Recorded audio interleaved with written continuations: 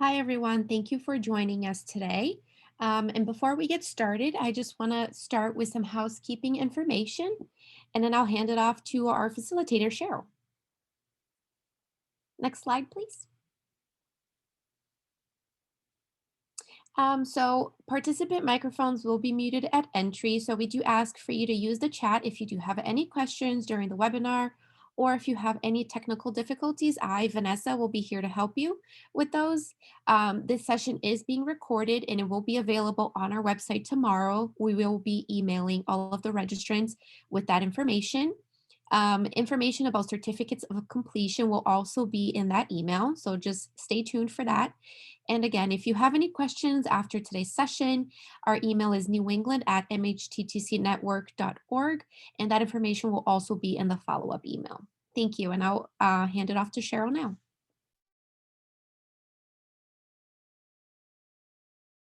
Jess, do you mind going back to the first slide, please?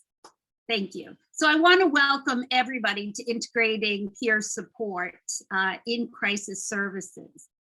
This webinar is focusing on a program model, and that is, Hotline, Warmline as part of an array of crisis services, as well as an approach to addressing crisis services, a skill-based approach.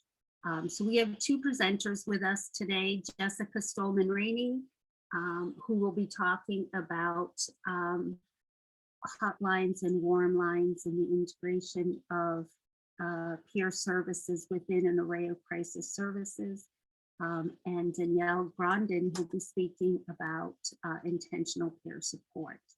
As a disclaimer, you can go to the, just to let you know that this is funded by, sponsored by the New England Mhttc, which is funded by SAMHSA.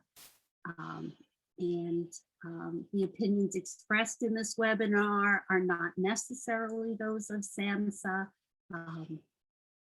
So thank you. Next slide, please. And just this slide just wants to highlight again the core values of the Mhttc. And I know many of you have seen this, that the Mhttc really strives to use affirming, respectful, and recovery-oriented language in all of the activities. So reflecting hope and strength and being open to and inclusive of, accepting of diverse cultures, genders, perspectives, experiences. I think, respect is the underlying value, and I hope that you see that reflected in this webinar today. Okay, we'll go to the next slide, and I'll introduce to you Jess. Jess, you can go ahead and say more about yourself if you'd like. Tell us, all about you. Thank you. All right.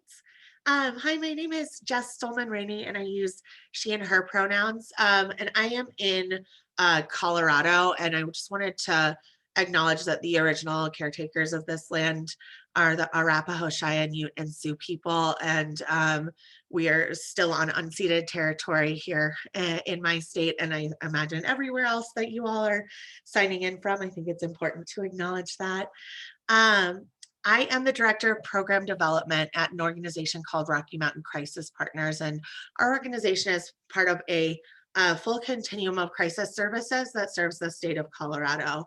Our structure is built around having peer support services that are integrated with crisis services that range from starting with a hotline or a warm line all the way through services like walk-in clinics or walk-in centers. And we use a living room model in those places for peer support. We have mobile crisis that has peer response as well as clinical response. And then it gets delivered really differently from state to state. So I'm going to focus a little bit on the hotline and warm line part, which is where we have a sort of true alternative program for both clinical crisis services and our peer support services, because I think that's sort of the most accessible place to start, but I can talk at length about some of the other settings where peer support happens here. So I wanted to start with just talking about what a warm line is. A warm line is typically telephonic peer support. that includes follow-up and or callback services. So people might be leaving a voicemail. They're not always staffed to live answer, which is a little bit different than you might see in some other places. They can be peer run entirely, sort of standalone services, or they might be integrated into other services. And I'll just talk about the benefits of both of those in just a moment here. Generally, peer support warm lines don't have a service level agreement. So this is one of the biggest differentiations to me between a crisis program and a peer run program, is that crisis lines have service level agreements about how many calls they have to answer, and it's usually based on a percentage. The percentage is usually that they can abandon 5% of calls over whatever period of time. I'm not going to get into details of like call center data because it gets really boring. But what that does is puts pressure on the type of interaction, the length of interaction, and really can be damaging for peer relationships. So that's typically why we don't see that in peer support settings. And then warm lines are often connected with face-to-face services. And I think they work the best when we can help connect people to services that are local, where they can connect with people in some other ways besides these brief telephonic interactions. So when we look at hotlines versus warm lines, hotlines are usually connected with crisis and or suicide prevention, which means they often have screening and assessment as a component and typically include emergency interventions like using 911. I think those interventions, because those interventions exist, oftentimes there's it defers people from using those services who are people who are impacted by things like police violence or other kinds of state violence that they might experience. And oftentimes these lines don't work with people pre or post crisis, although within our system, we do. Warm lines again may use a callback or a voicemail service. They usually don't use a screening or assessment. And I want to say usually because I know there are some places that do. But my perspective on peer support is that it's an alternative to traditional crisis intervention. So we shouldn't be replicating those systems in peer support spaces. So I would say don't use screening or assessment if you're doing peer support work, and really find a way to provide a true alternative. They may refer people in crisis to other services. Some warm lines have boundaries around the type of work they're allowed to do. That's not how our current line is set up in Colorado, which I'll talk about a little bit more in a moment. But sometimes warm lines are considered like a lowest level of care. And then they typically work with people pre and post crisis as well. When you develop a hotline and warm line system that are sort of considered at the same like level of care from within a crisis continuum, typically what that means is that the calls that you're getting on both lines are going to look similar to each other. So in our state, with a decision that we made about how to approach this is that when people call our statewide crisis line, they have the option right up front to either choose to get a clinical intervention or a peer support intervention. And that's not differentiated by how in crisis they are, it's about what they're looking for. And I think this is really important because it's giving people voice and choice in the way that they are getting support. So within the clinical world, a lot of times hot calls are considered calls where people have suicidal or homicidal thoughts, and that's going to be the language they use to describe it. They might include discussions about rape, incest, or assault, domestic violence, child and elder abuse, and potentially some assessment around things like grave disability. Whereas warm calls are considered existential or spiritual crisis, navigating services or systems, pre or post crisis care, leaving hospitalization or other treatment, and needing community support. Our organization's approach has been to sort of throw this differentiation out the window because existential and spiritual crisis are sort of just as pressing and maybe a hot call as someone who's experienced an assault. And we know that people want peer support and clinical support at different times for different things. So we stopped differentiating between the type of call and really differentiated our service based on people's interest in the service that they're getting. And I would really recommend that is that we really just look at alternatives that are all at different levels of that crisis continuum, as opposed to sort of thinking about peer support as only working with specific types of people who are accessing services. Peer-run warm lines are typically autonomously run by peer or recovery support service organizations. They often don't have clinical oversight or protocols, which I think is wonderful. They might refer to independent crisis services. They often operate outside of the formal mental health system, and they support the peer support values that have sort of driven their organization. But they also struggle to find funding. And what's really unfortunate about that is like, this is one of the spaces where we really see true alternatives developing. When you have a clinically embedded warm line, to be able to do peer support work that I think of as like true peer support work, or peer support work that lives in peer support values, we really have to resist the melding of clinical approaches and peer support approaches, and tease those out so that people can provide different services in different places. So typically they're delivered alongside, in conjunction with, or sometimes secondary to other crisis services.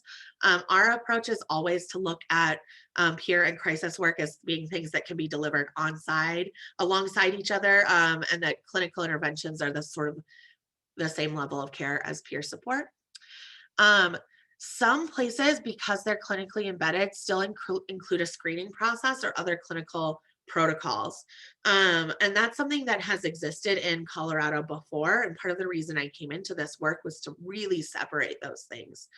So if anyone would like to follow up about how you pull those apart and make sure that we're protecting peer support as sort of an autonomous and alternative intervention, I'm really excited to talk about that with people. It often allows people to be connected to a series of other clinical interventions if that's something that they're interested in. In our system, it also opens up some pathways into other peer support interventions, which I think is really helpful. Some places sort of think about peer support as a powerful addition to clinical intervention, which I think can be helpful and useful, but that alternative approach is more where I lean. There's more risk in these places of our peer support values being compromised, and that's particularly because there's often clinical oversight of a peer support line. We made a really specific decision that within our organization, our peer support services always report up all the way through our whole organization to someone who has lived experience and has done peer support. So I am sort of the person who I actually wrote the crisis line and the peer support line report up to me, but it's been really important for us to preserve peer support and peer values in the decision-making, protocol development, all of that for our peer support line. What's interesting and sometimes helpful about being embedded with clinical services is that we struggle less to find funding because we get to share equipment, space, things like that with these clinical interventions that tend to be better funded by organizations like SAMHSA, and then state governments as well. Some of the ways that I've seen warm lines funded are through Medicaid billing, which always requires clinical oversight. So I think that's important to note. Community support, sometimes foundation support, and then other kinds of government aid. I'm happy to explore any of these with people sort of following the presentation if that's useful. I do want to say that I think community and foundation support often allow you more freedom to make decisions about how you're delivering your services than things like government support or Medicaid billing that often have restrictions and really specific guidelines about coercive interventions. And I think any good peer support would resist coercion. Technology, data, and documentation always pose a challenge when you're integrating services like this. There are some pros and cons to documentation. Documentation can help us remember folks, be able to look at things that worked well for them, have some notes that they leave for us in our system. When you do the kind of volume that our peer support line does, because we serve a whole state, we're getting somewhere between 5,000 and 7,000 calls a month. That's a lot. So being able to see, how often someone has engaged with us and things like that can be useful. Some of the cons of documentation are that they really cause problems in the way that we provide service because we're not meeting people in that moment where they are and letting them define what that moment looks like for them. So those things can kind of work at odds with each other. Sometimes you use traditional phone systems where people are going to have to pick up a physical phone. I really recommend considering web-based systems or things that help people to sort of not have to focus on their hand and what their body is doing in that moment and really just engage with the person. That's been really useful for us. It's a requirement at my organization that we record calls because of our contract, but I know that recording calls can be a big barrier to people engaging with peer support. And then some of the other things that can be offered in this setting are online emotional support, which is text and chat services. And typically those services, the technology for them is really supported by sort of clinical interventions that are funded to do that work. So I'm really excited to start exploring the OES space for peer support and what that can mean for getting people access to services who would never pick up a phone and call, for whom that's like not really the kind of interaction they might be looking for.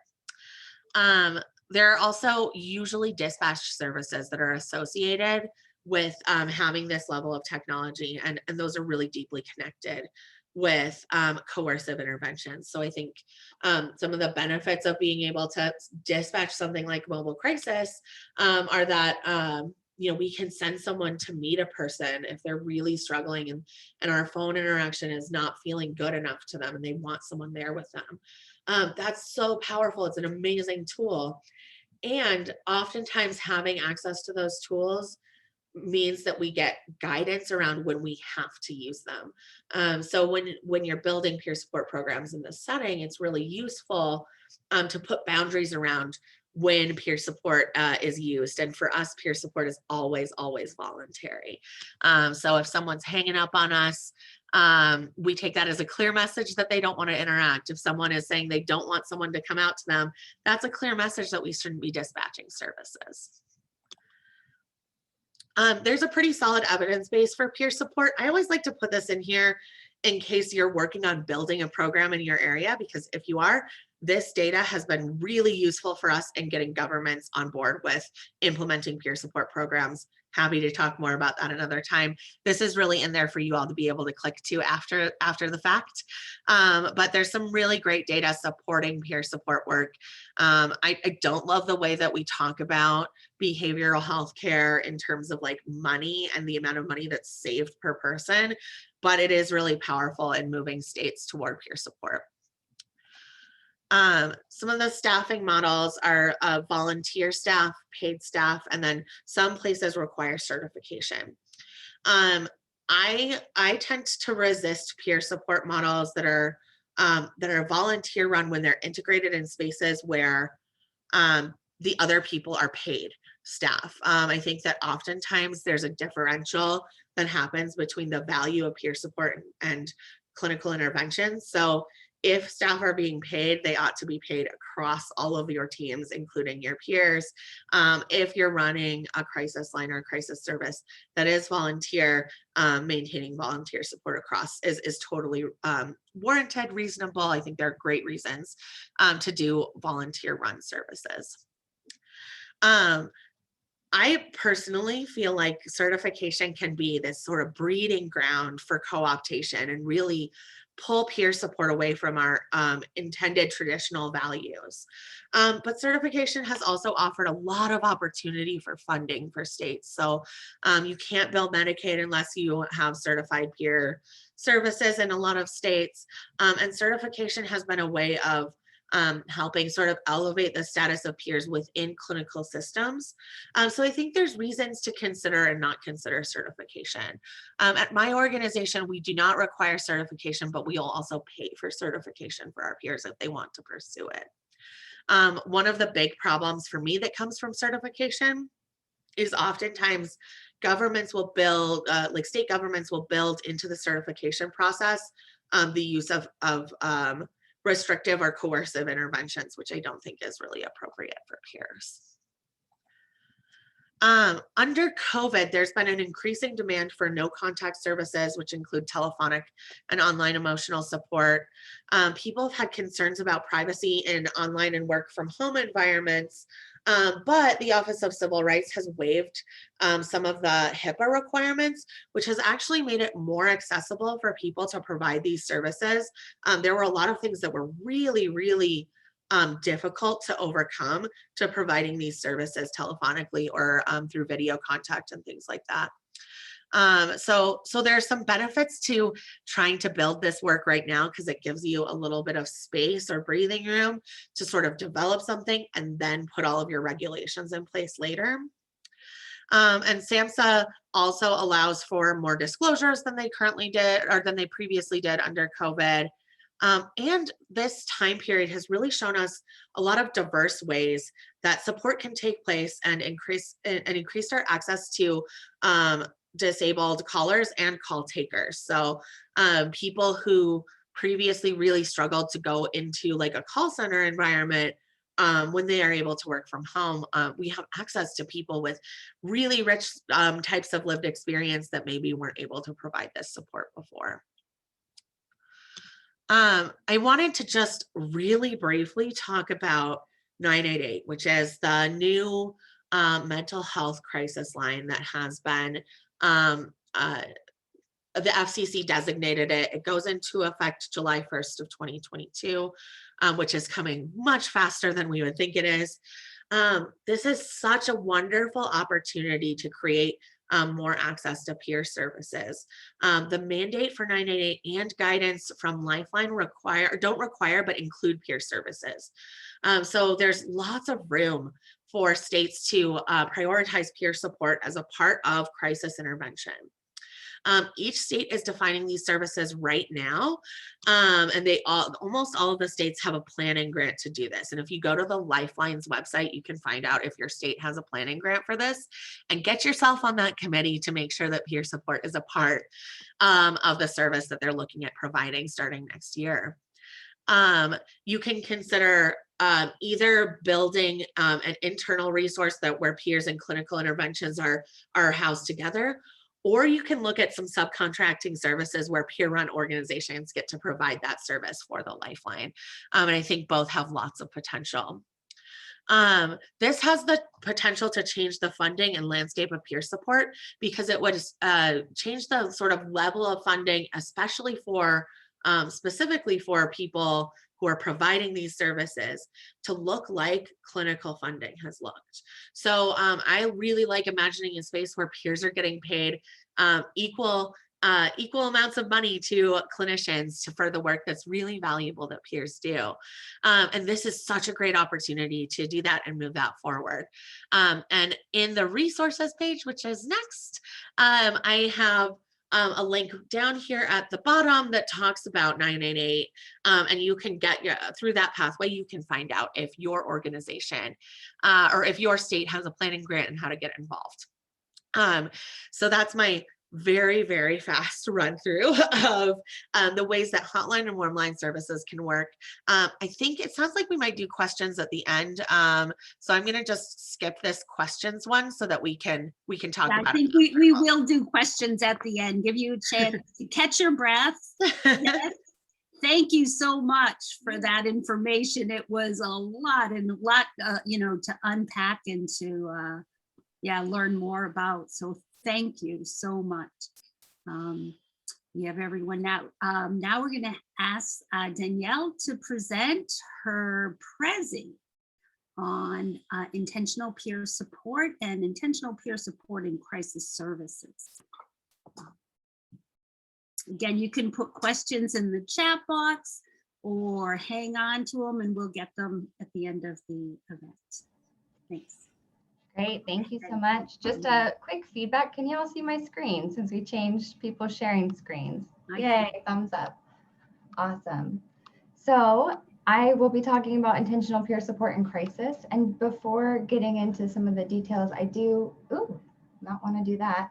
I do similarly want to acknowledge, as Jess did, the original people of the land that we all are on. I personally am on Clackamas and Cowlitz land, which is also known as Portland, Oregon, and also named that intentional peer support stands with all marginalized people, including communities of color who are experiencing violence as we speak and historically have been. I just want to say I would have been remiss to not do an acknowledgement of that sort, considering the coinciding crisis that we all are experiencing as a collective right now.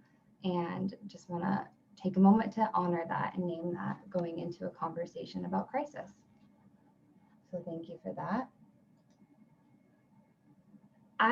And intentional peer support usually starts with an inspiration. And this quote, I'll just name or read it to you. It says, "If you have come to help me, you are wasting your time. But if you have come because your liberation is bound up with mine, then let us work together." And that is attributed to an Aboriginal activist group out of Queensland, Australia in the 1970s. And if you've been part of an intentional peer support training, you know that we start every training usually with a song or quote or poem or dance or something of that sort. So thanks for letting me bring that tradition into this. And my name is Danielle Grondin, and my pronouns are she, her, hers. And intentional peer support is highly interactive. I'm used to talking with you, not at you. So this is odd. And a way around that is to invite you all to engage in the ways that we have available to us, which means that chat box, which I would love, love, love. Let me click that box so it opens. I would love to see who you all are, what your names are, your pronouns if you'd like, where you're from, and your relationship to peer support. I won't be able to read it all currently as I'm talking, but I do want to invite your energy and your interaction into this space with me, as well as you may have seen me as Jess was talking, all the reaction buttons, the hearts and the clapping and the celebration. I love that too. So any feedback or engagement in that form is totally welcome and appreciated on my end. And I don't see anybody engaging with me yet. There we are. Cool. Thank you. Someone from Oregon. Love that. And a heart from Jess. Thank you all. So keep them coming. I'd love to hear and feel your energy with me as I go through. So next up, the online platform is interesting, as I said. So prompts for interaction will be that chat box, and we will have a Q&A time collectively for both Jess and I's presentation at the end.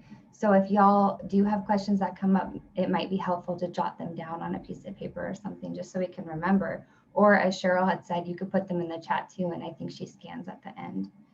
As always, participation is optional. So if you're not feeling the chat or the emojis or reaction buttons, that's cool too. Great.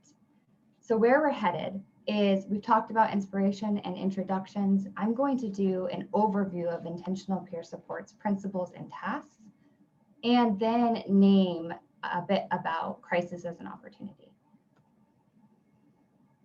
So this picture here is of Sherry Mead. This is the person who created the original framework for intentional peer support. And I wanted to honor her and her picture and her quote about peer support is about social change. Just to start us off, the curriculum has evolved over the years with people she loves and the community of amazing survivors and people giving feedback. So I'm really blessed and privileged to be able to be one of those trainers.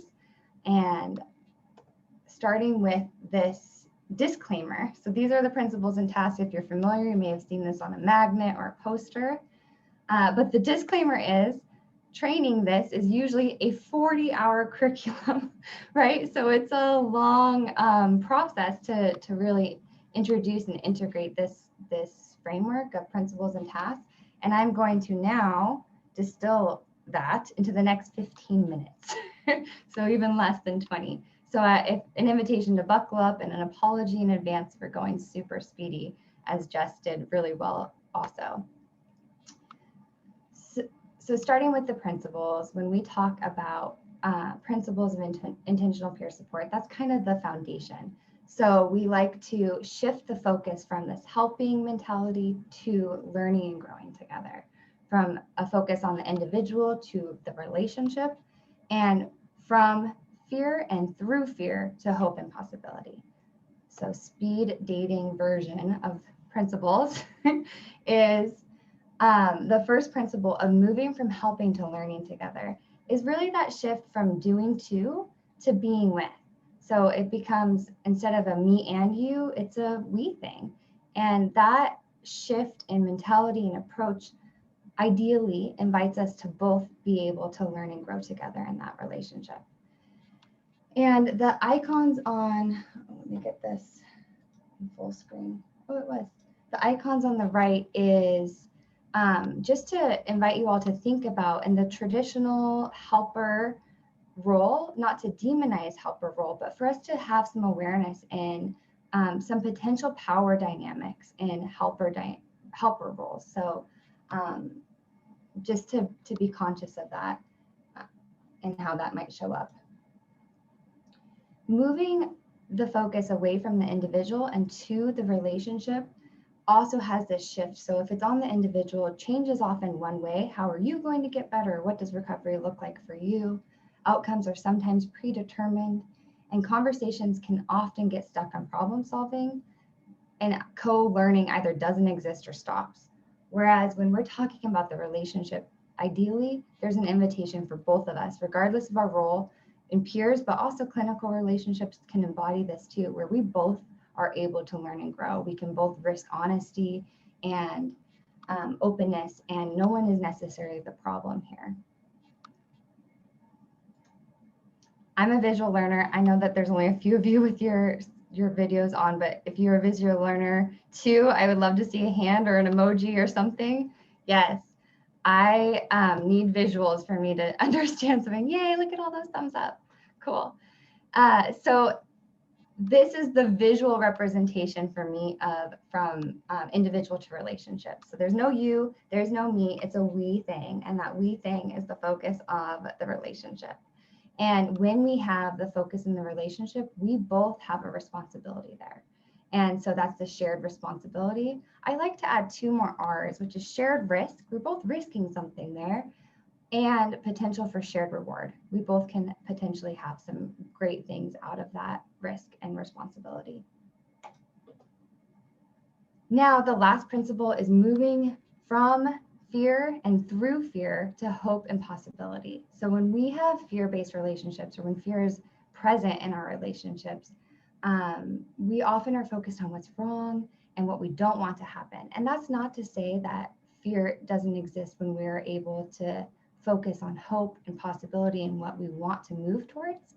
It's more of a ability to be with fear and hope and possibility. So sometimes that's why that through addition is there. So we can honor that fear has a role in navigating intensity, navigating distress and challenging times and crises. All right. Now to the tasks. So if the principles are the foundation, the tasks really allow us to continue to grow and embody this framework. So starting with connection, and this again, distilled very brief insights. We talk about connection and what are some potential reasons why we disconnect and how to reconnect in the core curriculum. And we practice around validation rather than problem solving, and relating with each other if we can, and not relating if it's not appropriate. Those type of pieces go into this curriculum part. To worldview. Now, worldview is all of the amazing ingredients that make up the way in which we all see and relate and engage and perceive the world differently. And there are many, many reasons.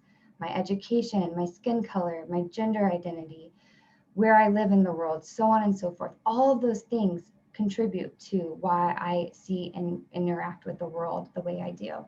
So when we are being aware of worldview, we invite in curiosity for all of those social identities, all of those factors. And we invite also an awareness of our assumptions, bringing spaciousness to listen for the untold story. Cool, I've got 10 more minutes. All right, hang with me. Mutuality, this is one of my favorite tasks because this is, for me, one of those, like what Jess was talking about, of the foundation, the like roots of consumer survivor ex-patient movements. This is really what differentiates a lot of peer support from traditional clinical services, is this ability to embody and invite in mutuality. And some of those pieces that go into that is the ability to negotiate and name power, right? You might not be able to change a power dynamic, but when you're aware of power, you don't necessarily abuse it. And then that invitation to say what we see, what we feel, and what we need for both of us to be present, for both of us to learn and grow. Thanks for that emoji, Jess. All right. So last but not least, the fourth task is moving towards, and that is really the shift away from not focusing on a problem per se of like, I don't want to have to take my meds anymore. I don't want to go back to the hospital, or I don't want to, that focus, and really moving towards what is possible, what do I want, and having that hope. There's a lot to all of these tasks, but I'm going to continue to shift gears. Because intentional peer support is so engaging, I do want to invite y'all to engage with this material that we just warped speed went through, and ask, what are some of the areas you already do well? Maybe you could put this in the chat. So maybe you think, oh, connection, I got that. I'm really feel solid in my ability to problem solve, or not problem solve, validate rather than problem solve. So on and so forth. Maybe that's something you're really strong in, but mutuality is new to you. So just an invitation to apply this into your own life and what is new and what you're potentially moving towards. Okay. And if y'all want to put that in the chat, I'd love to see. I'll keep going though. So on the topic of crisis, that theme of today, I'm gonna slow down a little bit, and I want you all to imagine me, like maybe 13 years ago as an environmental educator, when that was before high-waisted pants, forest green high-waisted pants were cool again. So I did an internship in San Bernardino National Forest, and we have these beautiful trees, ponderosa pine trees, and they have an adaptation where they drop their branches, as you can see in this picture. So I want to just name, when I talk about fire and a forest, and if y'all could please engage in the chat for this, that would be great, because I love to hear what first comes to mind when I say forest fire. What's your immediate reaction there, or thoughts? Danger. Thanks, Cheryl. California. Yeah, absolutely. We had a big one in Oregon this last summer. Fear. Yep. Thank you. So renewal. There are some other ones. Smokey the Bear. Yes. Okay. Thank you. So this metaphor between fire and forest can actually serve and also rethinking our relationship to what's called crisis. And because this lesson in the curriculum is about an hour, I'm going to just read a couple things that I think are really important. But many healthy forests, San Bernardino National Forest included, actually need fire to be healthy. And wildfire, see that underbrush, when in balance, actually comes in and clears out that underbrush when the fire comes, so new life can emerge. So I'm gonna geek out a little bit, park ranger coming out, but ponderosa pines, their seeds actually are in this resin. And so when the fire comes through, it actually melts the resin and it releases the seeds. So they need that to have regeneration, renewal, as Cheryl already alluded to in that. So of course, when you look at forest and fire, you will naturally have this fear, panic, devastation. It can often elicit memories of some of our recent catastrophes in Australia and California and so on that we're seeing with climate crisis. So that is very real too. But that fear and that potential disaster is really important to acknowledge. So when people stop the natural cycle of wildfire, these fires can actually grow more vulnerable. So that underbrush builds up, houses come in, that development connection to nature gets a little bit thinner. And so when a fire does come through, then that beautiful adaptation that this ponderosa pine had, the fire actually goes higher than the dropped branches, and that can actually kill the tree and the whole forest, and we have a higher level of devastation. So stopping the wildfire then actually makes the forest less resilient and prevents necessary change. And why am I talking about this in a connection to peer support, right? Because just looking at the forest in the moment in the fire and seeing danger and wanting to put it out is natural and normal and often our first reaction if we don't know this piece about the forest. Same thing with people going through crisis, right? When we think of crisis or difficult situations and then we want to stop them, right? Or put them out or make them less big, less intense. It can actually negate the potential opportunity there.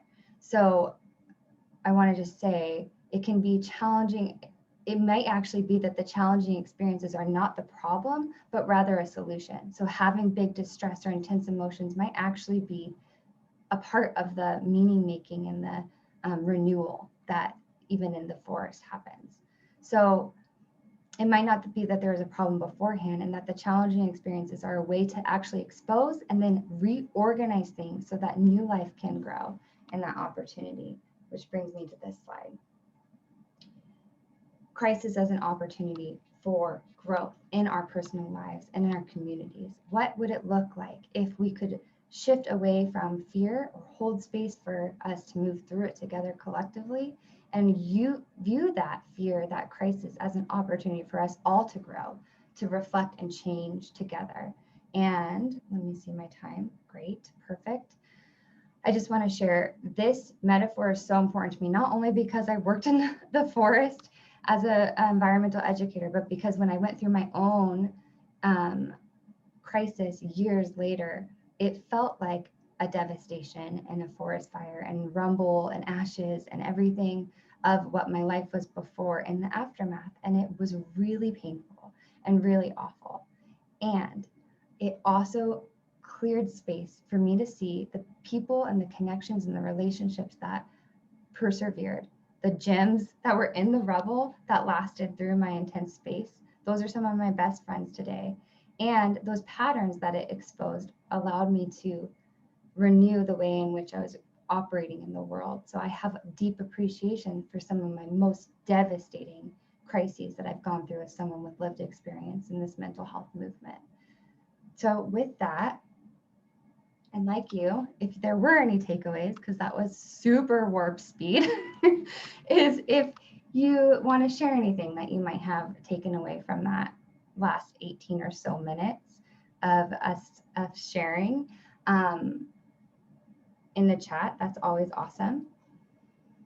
And while you all might be thinking if there was any takeaway, I'd love for you to have Intentional Peer Support's actual website, because they have way more. Like I said, this is part of a 40-hour curriculum about all of these topics. Sharing Mead has articles and resources and videos that go into a lot more depth than I could even do in 20 minutes.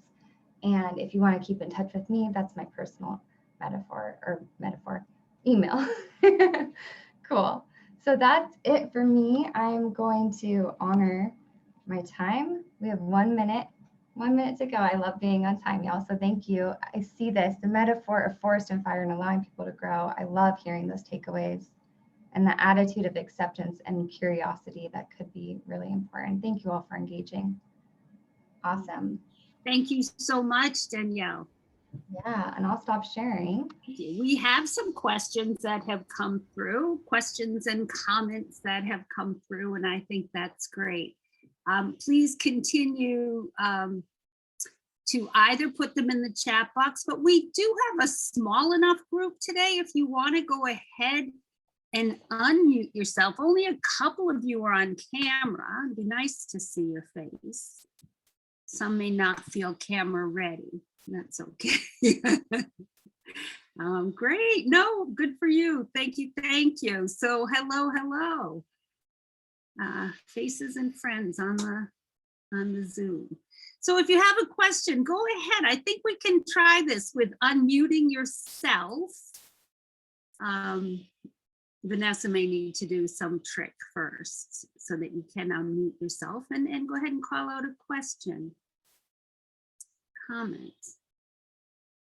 I know, Jess, you had responded in the text, in the chat box. Someone asked, what kind of training should people on warm lines have? And I think you made the comment, if I scroll up, that you think IPS is a really good training. Or, Yeah, that's the training that I recommend for everyone. And then, you know, if you are engaging in a line, so like we answer a suicide hotline and have the option for warm line support.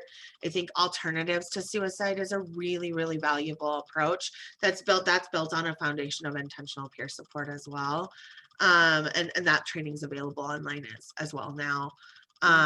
But yeah, I think really, really looking at peer support practices that have been developed autonomously instead of under the sort of guise of a clinical intervention is the space to go. And if you happen to be someone that works in that clinical space, it's really hard to pull yourself out of that to create something. So I always recommend going with things that exist already. yeah. I do often point out when we talk about peer support and crisis or suicidality, that peer support, it is an intervention that addresses the two primary factors in kind of hope crisis, and that is three primary factors, you know, hopelessness, the sense of hopelessness, powerlessness, you know, and disconnection. And peer support interventions are really, connection is where it's at, you know, inspiration, you know, and inspiration isn't saying everything's going to be all right. It really begins with acknowledging the negative reality. And I think peer support is really good at kind of accepting what is and, you know, connecting with the person to imagine what might be. So whereas assessments don't address hopelessness, disconnection, and helplessness, you know, and those are the factors, again, that are so highly correlated with crisis and suicidality. Yeah, I think it's also important to note that, so I am a suicidologist. I study suicide. That's my particular area. And I think it's important to note that assessment tools, the most effective suicide assessment tool is only 50% effective at like predicting risk. So clinical interventions aren't even good at this right now. People don't really know how to assess suicide risk. And there aren't a lot of like evidence-based practices within the clinical space. So I don't mean that to sound scary. I think that what that opens up for us is that like, there's lots of room to try things and see what works for people, and peer support really offers opportunity to take risks that that promote people's dignity and allow them to like live the lives that they choose. Beautiful, thank you. Other questions? You can go right ahead and unmute yourself. Or not. I actually have a question for the lady who just spoke, the suicidal.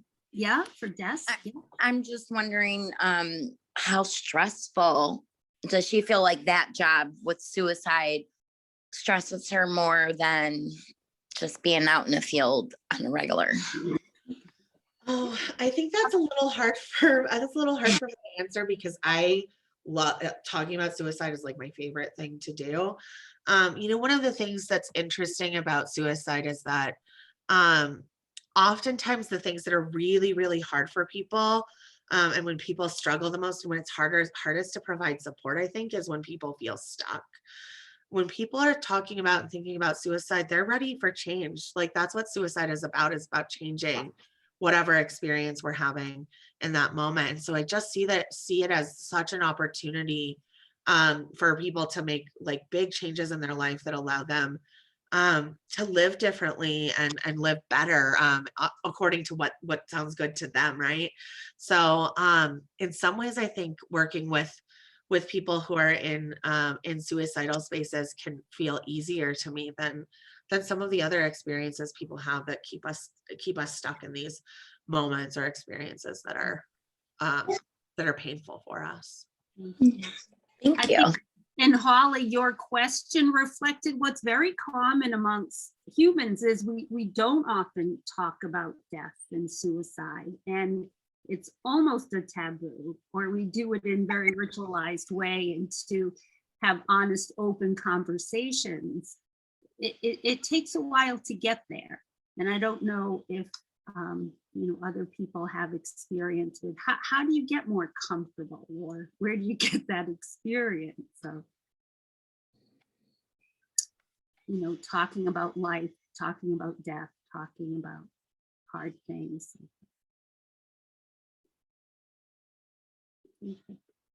Casey had a question for you, Danielle, about IPS training and whether or not it was virtual at this point. Are they doing virtual training?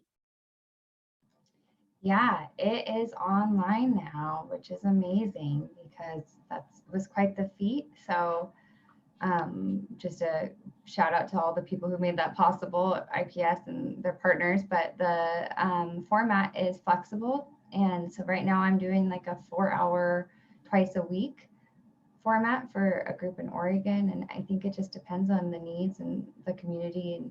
And there was another question about cost, and because intentional peer support is taught all over the world, the cost differs according to the community and resources and needs. So I think if you wanted to scroll up to the email info@intentionalpeersupport.org, Lisa will probably answer that email and give you more information. Great. Yeah. Any other questions, curiosities about either IPS, warm lines, the rollout of 988? Anyone here involved with that in your community, in your state? Something to look into. That's good. That was a great resource, Jess, because I think it's important now, or maybe even half a year ago, to get involved with really seeing what is going to be in the array of services. All of the directives that I have read from the federal government and national organizations do put peer support as an essential piece, but they don't describe exactly where. So it's going to be important to have a voice about where peer support kind of will be present in that whole sort of crisis array, whether it's warm lines, whether it's more assertive outreach.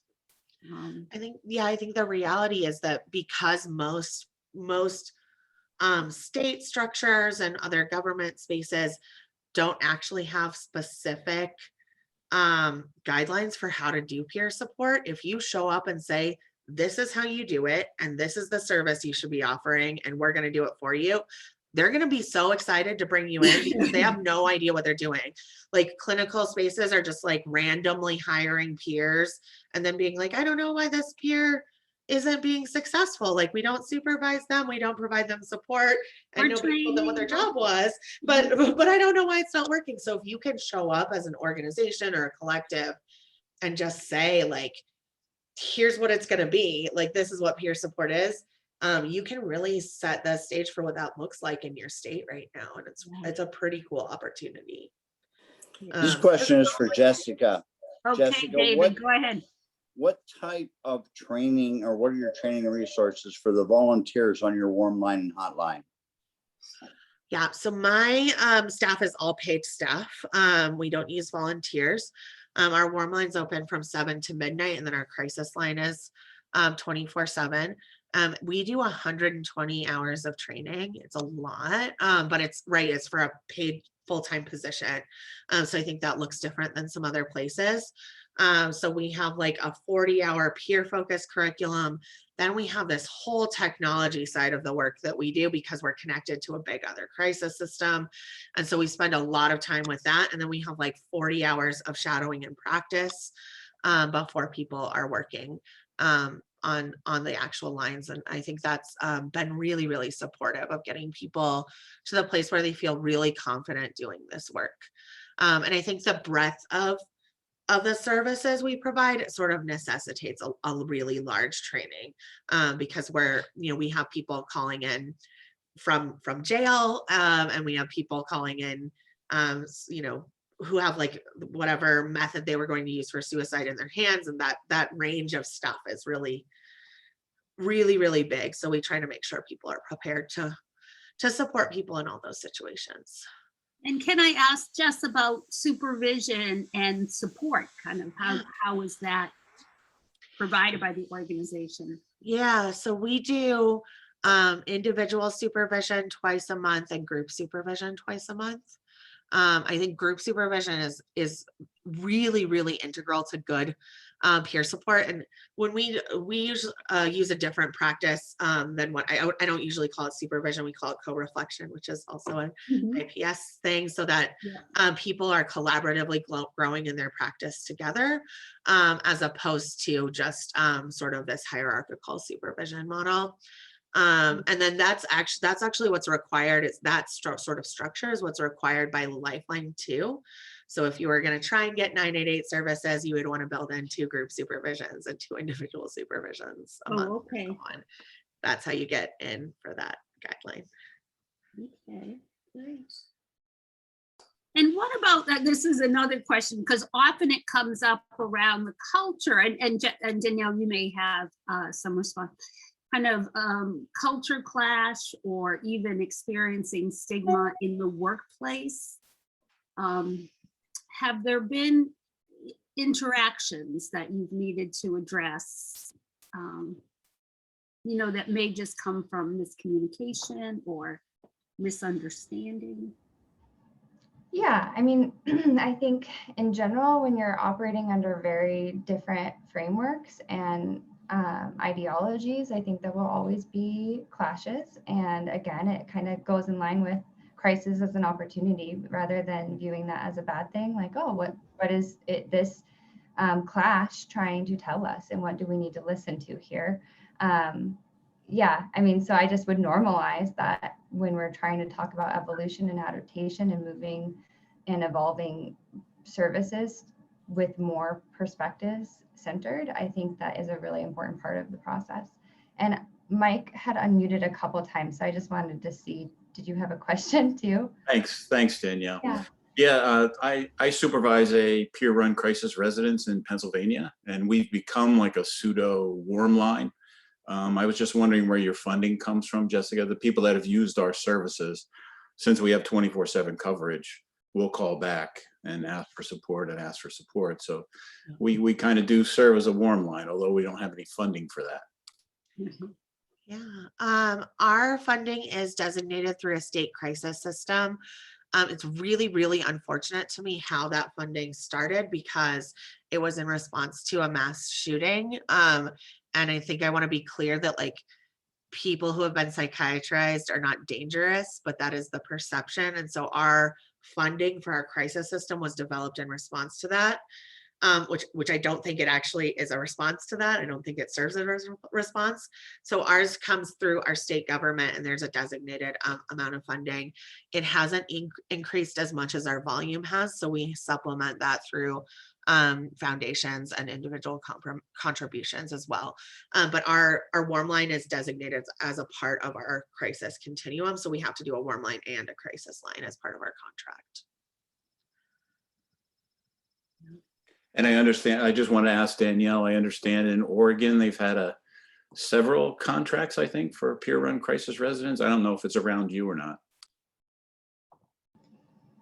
Yeah, we are in the process legislatively for peer-run respite model. So that's something we're really excited about. And many survivors and advocates have been working on that for longer than I've been alive, which is really awesome to see starting to actualize. And yeah, so there are different versions. If I'm hearing or understanding that terminology you're using correctly, is respite the same thing?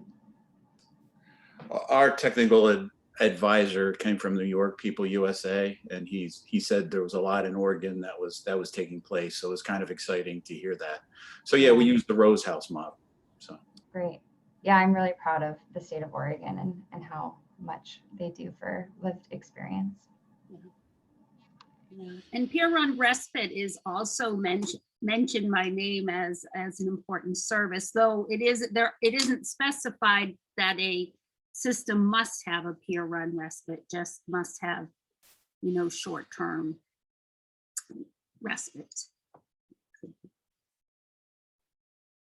Yeah. All right, well, it's the top of the hour. I want to thank our presenters, most of all, Jess and Danielle. It was amazing. I learned a lot. It seems like we all have great resources. Thank you all for being here. Hope to see you on another MHTTC webinar. Take care. Happy Thursday, everyone.